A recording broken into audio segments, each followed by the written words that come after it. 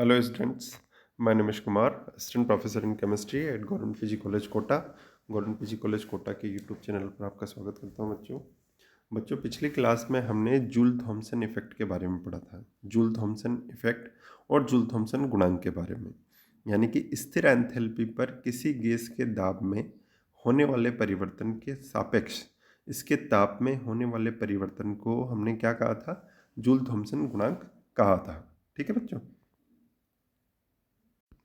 ठीक है बच्चों, यानी कि mu J T equals to del T upon del P at constant enthalpy. ठीक है, ये वाला हमने पढ़ा था। यानी कि किसी गैस की एंथैल्पी इसकी आंतरिक ऊर्जा तथा दाब आयतन कार्य के योग के बराबर होती है, ये हमने पढ़ लिया था। निकाय की यह एंथैल्पी इसके ताप एवं दाब का फलन होती है। ये बहुत इंपॉर्टेंट है बेटा। यहाँ पर देखें आप कि निकाय की एंथैल्पी जो होती है H, वो किसका फलन होती है? वो F of T and P इसका फलन होती है। H equals to function of temperature and pressure. उपरोक्त का आंशिक अवकलन करने पर यथार्थ अवकलज प्राप्त होता है, क्योंकि एंथैल्पी एक अवस्था फलन होती है। अब इसका वो अवकलन कर दिया हमने, क्या पार्शियल डिफरेंशिएशन कर देते हैं इसका। तो DH इक्वस टू क्या आ जाएगा बेटा? DH equals to del H upon del T. यहाँ पर हमने टेम्परेचर के सापेक्ष किया है और प्रेशर को कांस्टेंट माना है, तो ये dt प्लस दूसरे में हम प्रेशर के सापेक्ष करेंगे और टेम्परेचर को कांस्टेंट मान लेंगे। तो del H upon del P at constant temperature dot D P, ये हमारे पास क्या आ जाएगा? ये हमारे पास डी एच की वैल्यू आ जाएगी यहाँ पर। अब हम जानते हैं कि जूल थॉमसन प्रभाव में गैस की एंथैल्पी का मान क्या होता है? स्थिर होता है ना। तो गैस की एंथैल्पी का मान कांस्टेंट होगा। क्या होगा? कांस्टेंट। अब तो उसमें परिवर्तन, यानी कि H1 से H2 तक अगर वो जाएगी तो उसमें परिवर्तन नहीं होगा, है ना। ठीक है, H1 बराबर H2 होगा, यानी कि H2 माइनस H1 बराबर 0 होगा। तो DH क्या हो जाएगा बेटा? 0 हो जाएगा। ठीक है, और ये वाला DH जो है हमने उसको 0 कर दिया। जूल थॉमसन प्रभाव में गैस की एंथैल्पी का मान स्थिर रहता है, इसलिए ठीक है ये 0 हो गया। अब आगे बढ़ते हैं। अब क्या हो गया बेटा? ये 0 कर दिया। अब del H upon del T at pressure इस पे, ठीक है, यानी कि तो हमारे पास हम जानते हैं, हमारे पास बेटा ये वाला जो वैल्यू आया है ये वाली, अब इसमें हम मान रख देते हैं del H upon del T at constant pressure. ये क्या होती है? CP, है ना। क्या होती है बेटा? CP, स्पेसिफिक, है ना। अब del H upon del T at P D T, तो इसको हम CP dt लिख देंगे, और del H upon del P at DP। ठीक है, अब इन दोनों को एक्सचेंज कर देंगे, तो इसको इधर ले आते हैं, ले गए तो ये माइनस CP dt हो गया। Del H upon del P at constant temperature dot DP बराबर माइनस CP dt, ये वाला हमारे पास आ जाएगा। अब यहाँ क्या करेंगे? इस CP को क्या करेंगे? इधर ले चलेंगे, तो ये माइनस का 1/CP del H upon del T at constant temperature बराबर del T upon del P. अब इस पर यहाँ पर ध्यान देना है बेटा, स्थिर एंथैल्पी की शर्त लगा देंगे। क्या लगा देंगे? स्थिर एंथैल्पी की शर्त लगा देंगे। तो minus 1/CP del H upon del P at T equals to del T upon del P at H, ये हमारे पास आ जाएगा। और यही हमारा क्या आ गया? यही हमारा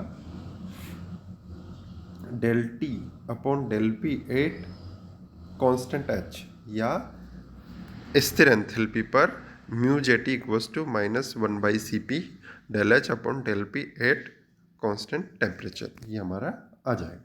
ठीक है बच्चों, इस तरीके से हमारे पास क्या आ गया बेटा, ये इस तरीके से हमारे पास आ गया जूल थॉमसन गुणांक, है ना।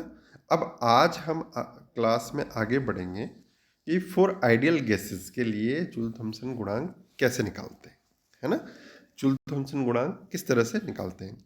आदर्श गैसों के अणुओं के मध्य हम जानते हैं बेटा, आप लोगों ने पहले भी पढ़ा होगा कि आदर्श गैसों के अणुओं के मध्य जो आकर्षण बल है ना वो नगण्य होते हैं, है ना। आकर्षण बल जो है, इंटरमोलिकुलर फोर्सेज जो हैं वो नगण्य होते हैं, इसलिए इन गैसों की निकाय की एंथैल्पी, इनकी आंतरिक ऊर्जा एवं पीवी कार्य के योग के बराबर होती है। अतः H equals to E plus P V, ये हमारे पास आ जाएगा। अब जब भी ऐसी इक्वेशन आ जाए बेटा तो हमें पक्का पता है कि हम अवकलन या समाकलन या कुछ ना कुछ करेंगे, है ना। आप भी ध्यान रखें, उपरोक्त समीकरण का स्थिर ताप पर दाब के सापेक्ष, स्थिर ताप, ताप आपने स्थिर कर दिया है, यानी कि टेम्परेचर को आपने कांस्टेंट कर दिया है, और दाब के सापेक्ष प्रेशर, है ना, के सापेक्ष अवकलन करेंगे तो del H upon del P at T, del E upon del P at T, और D P V upon del P at T, इसके सापेक्ष हम अवकलन कर रहे हैं। तो अब आदर्श गैस के एक मोल समीकरण से अब पी हम क्या जानते हैं, पी वी बराबर एन आर टी होता है। अब हम जानते हैं कि एन बराबर, क्योंकि एक मोल समीकरण ले रहे हैं, यहाँ पे एक मोल ले रहे हैं हम, एन बराबर 1, तो एन की वैल्यू तो 1 हो जाएगी, तो पी वी बराबर क्या हो जाएगा, आर टी। पी वी बराबर क्या हो जाएगा बच्चों, आर टी हो जाएगा। और यहाँ से हम रख देंगे वैल्यू यहाँ पर, del H upon del P, del H upon del P at T बराबर del E upon del P at constant temperature, और D P R T upon D P at constant temperature. अब del H upon del P at constant temperature equals to, ये पूरा का पूरा ही क्या हो गया बेटा, ये आर भी कांस्टेंट है और टी को हमने पहले से ही कांस्टेंट मान रखा है। तो कांस्टेंट का जब भी अवकलन करेंगे, कांस्टेंट का जब भी हम अवकलन करते हैं तो वो किसके बराबर हो जाता है, वो जीरो के बराबर, क्योंकि उसमें परिवर्तन आता नहीं है। तो del H upon del P at constant temperature equals to del E upon del P at constant temperature. तो del H upon del P at constant temperature equals to, ये हमारे पास वैल्यू आ जाएगी। उपरोक्त समीकरण के आरएचएस के अंश व हर में डीवी से गुणा कर देते हैं, डेल वी से गुणा कर देते हैं।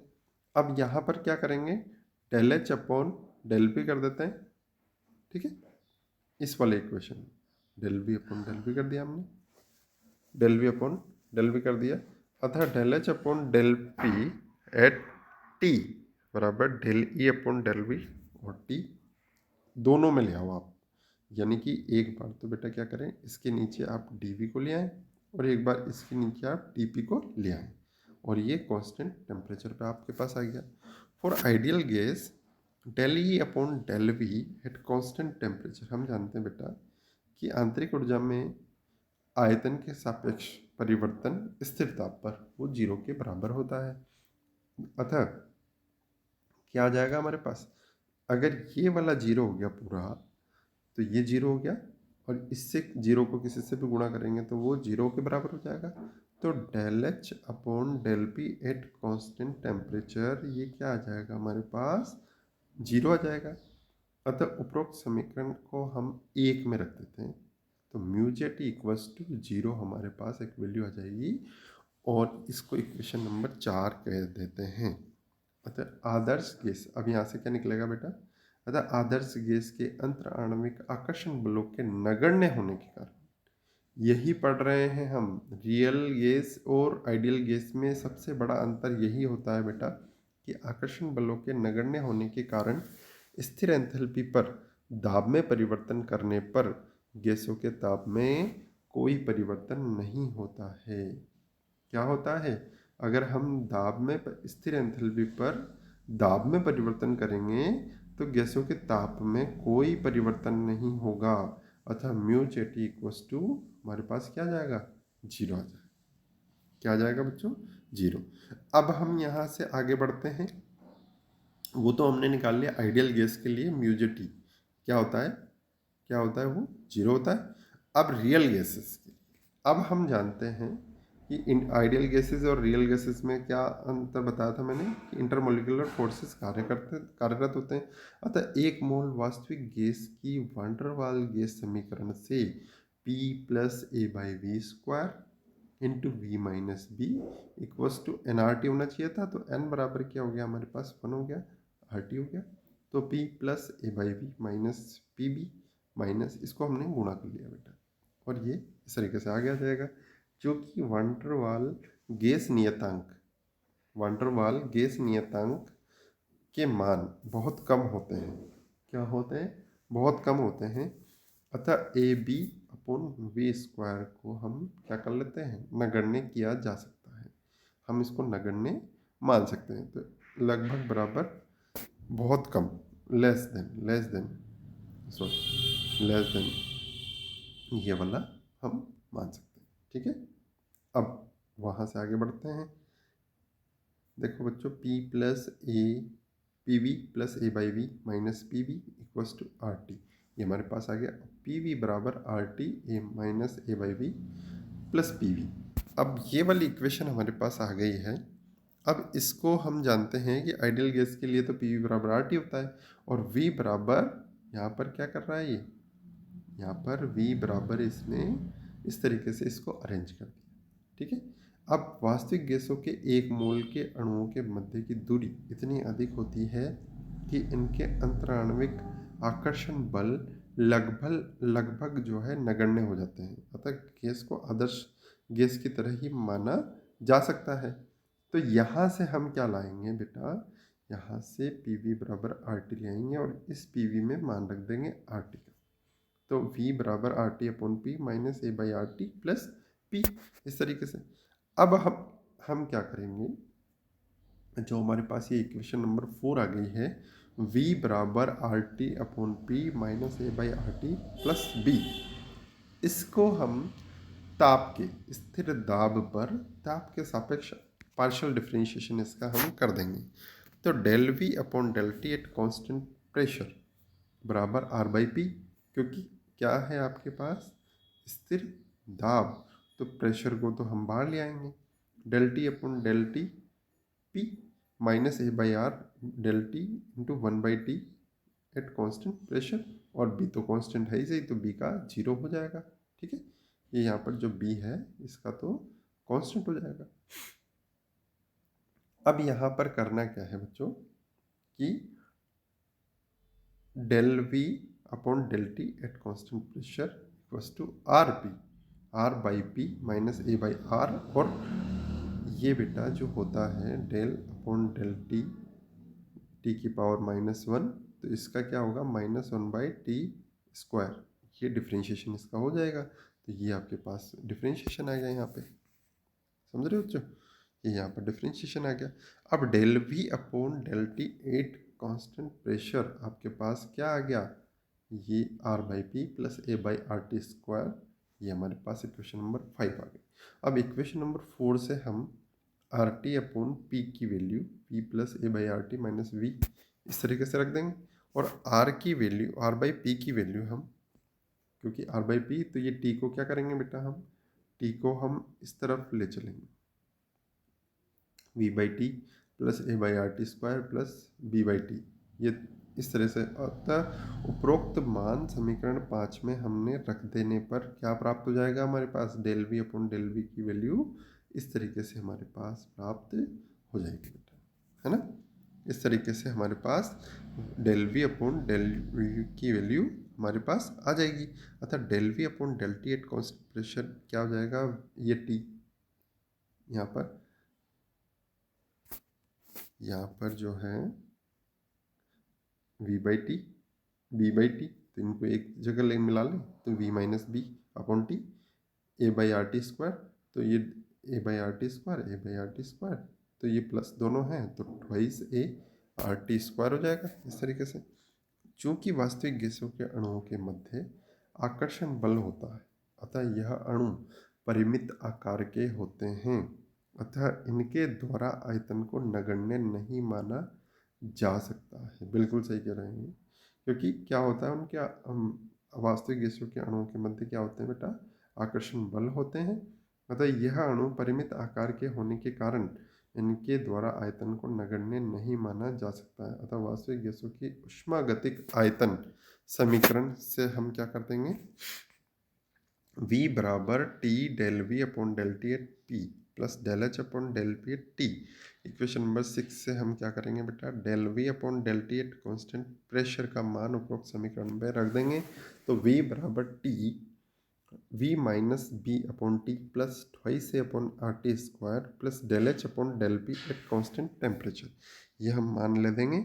और del H upon del P, इससे हमारे पास क्या वैल्यू आ जाएगी? Del H upon del P at temperature, constant temperature बराबर B minus twice upon R T. और इसी मान को हम इक्वेशन 1 पे रख देंगे। तो हमारे पास क्या जाएगा बच्चों? हमारे पास ये mu J T equals to minus 1/cp B minus twice upon R T, अथवा mu J T equals to minus 1/cp, sorry -1/cp को माइनस को अंदर ले गए हम, तो ट्वाइस से अपॉन आर टी तो पॉजिटिव हो जाएगा और बी नेगेटिव हो जाएगा। तो म्यू जेट इक्वल्स टू -1 बराबर mu J T equals to 1/cp twice से upon R T minus B हमारे पास आ जाएगा। अब म्यू जेट का मान क्या होता है बेटा? Mu J T equals to del T upon del P at स्थिर एंथैल्पी, है ना। जूल थॉमसन प्रभाव में गैस को उच्च दाब से निम्न दाब की ओर जब हम प्रसारित करते हैं तो प्रेशर जो P1 is greater than P2, तो del P equals to P2 minus P1, और डेल P क्या हो जाएगा? नेगेटिव। अतः जूल थॉमसन प्रभाव में दाब में होने वाला परिवर्तन नेगेटिव होता है। क्या होता है बच्चों? दाब में होने वाला परिवर्तन जो है वो नेगेटिव होता है। ठीक है बच्चों, आज हमने बेटा mu jetty ideal gases and mu jetty जो जूल थॉमसन गुणांक का मान रियल गैसेस के लिए निकाला है। ठीक है, अगली क्लास में इससे आगे पढ़ेंगे कि अगर डेल पी पॉजिटिव हो जाए तो क्या होगा। ठीक है बच्चों, है ना। तो अगली आज की क्लास में इतना ही। Thank you so much.